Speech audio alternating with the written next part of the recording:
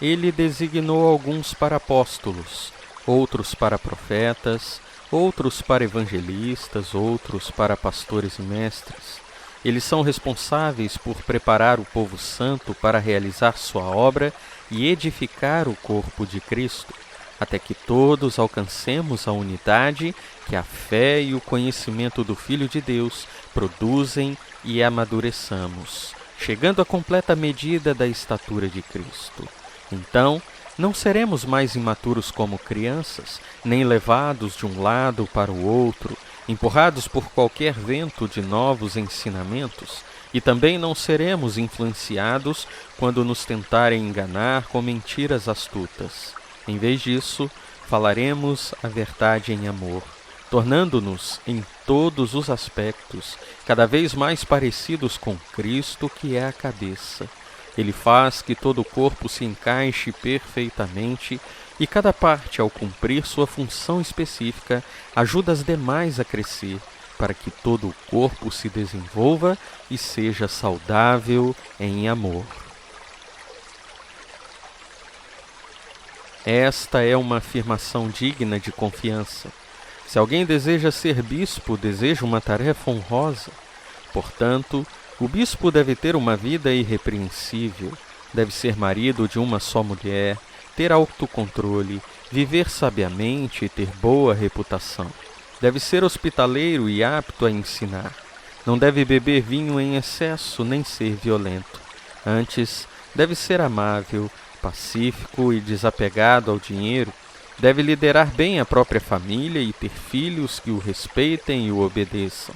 Pois se um homem não é capaz de liderar a própria família, como poderá cuidar da Igreja de Deus? Não deve ser recém-convertido, pois poderia se tornar orgulhoso e o diabo faria cair. Além disso, os que são de fora devem falar bem dele, para que não seja desacreditado e caia na armadilha do diabo. Da mesma forma, os diáconos devem ser respeitáveis e ter integridade. Não devem beber vinho em excesso, nem se deixar conduzir pela ganância. Devem ser comprometidos com o segredo da fé e viver com a consciência limpa. Antes de serem nomeados diáconos, é necessário que se faça uma avaliação cuidadosa. Se forem aprovados, então que exerçam a função de diáconos. De igual modo, as mulheres devem ser respeitáveis e não caluniar ninguém. Devem ter autocontrole e ser fiéis em tudo o que fazem. O diácono deve ser marido de uma só mulher e liderar bem seus filhos e sua casa. Aqueles que exercerem bem a função de diáconos serão recompensados com o respeito de outros e terão cada vez mais convicção de sua fé em Cristo Jesus. O corpo humano tem muitas partes, mas elas formam um só corpo. O mesmo acontece com relação a Cristo. Alguns de nós são judeus, alguns são gentios, alguns são escravos e alguns são livres, mas todos nós fomos batizados em um só corpo pelo único Espírito, e todos recebemos o privilégio de beber do mesmo Espírito. De fato, o corpo não é feito de uma só parte, mas de muitas partes diferentes. Se o pé diz, não sou parte do corpo porque não sou mão, acaso por isso deixa de ser parte do corpo? E se a orelha diz, não sou parte do corpo porque não sou olho, será que por isso deixa de ser parte do corpo? Se o corpo todo fosse olho, como vocês ouviriam? Se o corpo todo fosse orelha, como sentiriam um cheiro de algo?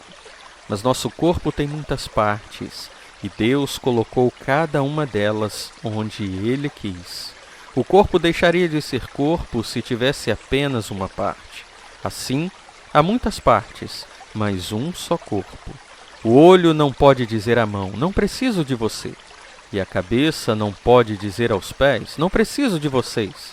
Ao contrário, algumas partes do corpo que parecem mais fracas são as mais necessárias. E as partes que consideramos menos honrosas são as que tratamos com mais atenção. Assim, protegemos cuidadosamente as partes que não devem ser vistas, enquanto as mais honrosas não precisam dessa atenção especial. Deus estruturou o corpo de maneira a conceder mais honra e cuidado às partes que recebem menos atenção. Isso faz que haja harmonia entre os membros, de modo que todos cuidem uns dos outros. Se uma parte sofre, todas as outras sofrem com ela. E se uma parte é honrada, todas as outras com ela se alegram.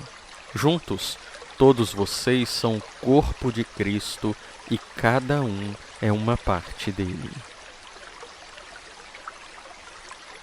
Portanto, abandonem a mentira e digam a verdade a seu próximo, pois somos todos parte do mesmo corpo. Todos se dedicavam de coração ao ensino dos apóstolos, à comunhão, ao partir do pão e à oração. Havia em todos eles um profundo temor, e os apóstolos realizavam muitos sinais e maravilhas. Os que criam se reuniam num só lugar e compartilhavam tudo o que possuíam, vendiam propriedades e bens e repartiam o dinheiro com os necessitados. Adoravam juntos no templo diariamente. Reuniam-se nos lares para comer e partiam o pão com grande alegria e generosidade, sempre louvando a Deus e desfrutando a simpatia de todo o povo. E a cada dia o Senhor lhes acrescentava aqueles que iam sendo salvos. Pensemos em como motivar uns aos outros na prática do amor e das boas obras.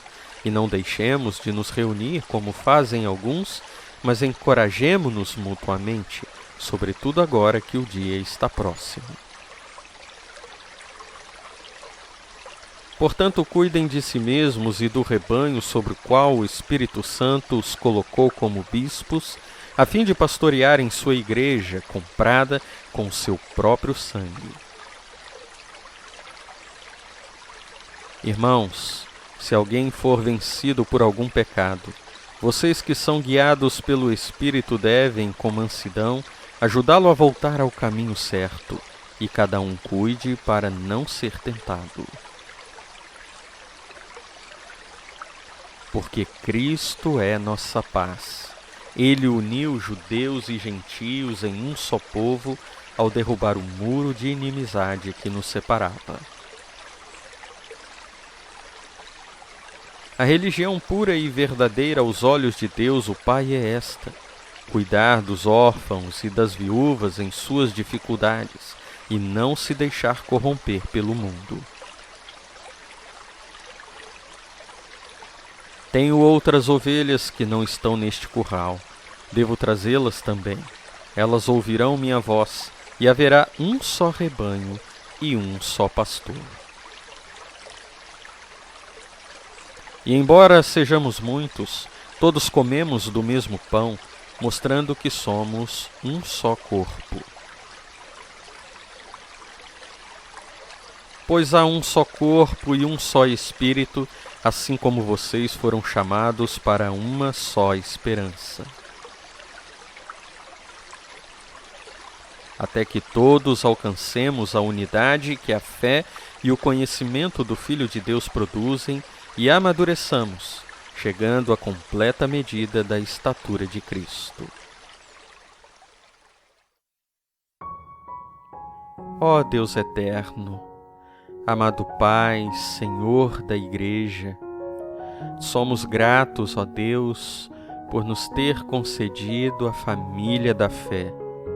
Ó Deus, o Senhor nos fez diferentes, concedeu a cada um, segundo a sua vontade, dons diferentes, para servirmos uns aos outros, glorificando o seu santo nome. Amado Deus, abençoe a sua igreja, abençoe cada filho seu, para que compreenda que foi chamado pelo Senhor para servir aos seus irmãos, que o Senhor os capacitou para isso, para que juntos sejamos edificados mutuamente, encorajados mutuamente.